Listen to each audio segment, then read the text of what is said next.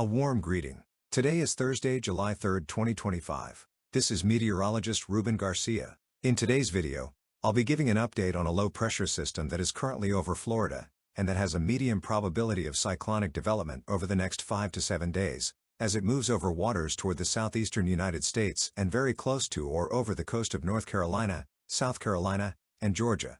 It is possible that a subtropical or tropical storm may form, and if it develops, it would be named Tropical Storm Chantal. Let's zoom in on the infrared satellite image, where we can see the remnants of a frontal system that moved from the United States, which is creating a lot of cloudiness across the southwestern Atlantic and particularly bringing heavy downpours this afternoon over much of the Florida peninsula, just as had been forecast. In fact, the low pressure is currently over Florida and will soon be moving toward Atlantic waters. And during the next 36 hours, more rain is expected to affect the Florida peninsula, bringing some additional rainfall accumulations between 2 to 4 inches from today, Thursday, through Sunday.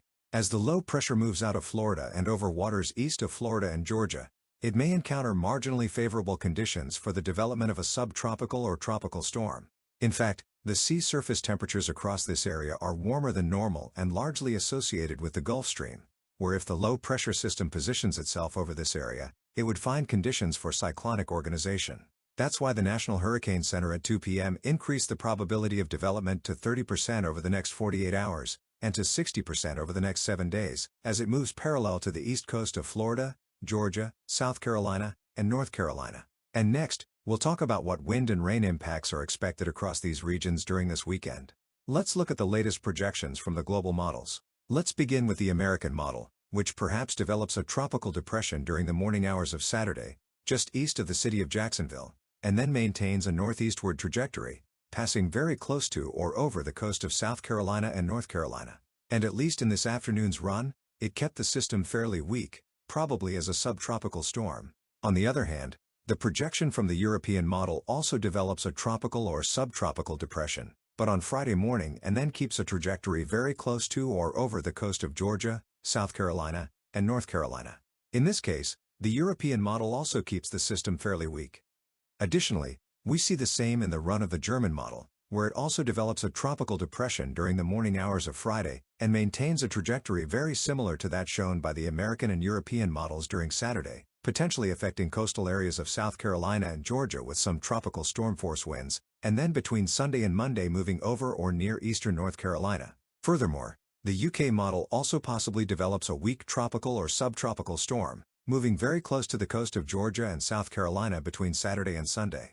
So at least we have good consensus among the major models that the low pressure will be strengthening over the next 72 hours, and a subtropical system will very likely develop, which should bring increased rainfall and some wind gusts across the coasts of North Carolina, South Carolina, Georgia, and continued rain over the next 36 hours across the state of Florida. Overall, the ensemble members of the American model keep the system fairly weak, as a tropical depression or weak storm. And there is good consensus that the trajectory will be to the north-northeast, just as the global models indicate. Also, the ensemble members of the European model have a very similar trajectory. However, in this case, many of them bring the center of circulation into Georgia, South Carolina, or North Carolina, but also keep the system as a tropical depression or weak tropical storm. And something we need to take into consideration is that this system will very likely have subtropical characteristics, and particularly the northeast and east part of the system is where the heaviest rain will be located, so the most significant impacts will most likely remain over Atlantic waters. However, we cannot rule out that the center moves very close to or over the coast, and in that case, some tropical storm force wind gusts may affect coastal areas of the southeastern United States. But let's look at the projected rainfall totals over the next 5 to 6 days. The American model shows that the highest rainfall accumulations, between 4 and up to 10 inches, should remain over Atlantic waters, precisely because the most active rain is to the east of the circulation. Meanwhile, regarding the wind, also look at the German model's projection, where in orange it marks areas that could receive some tropical storm force wind gusts, which in this case include coastal areas of Georgia, South Carolina, and North Carolina.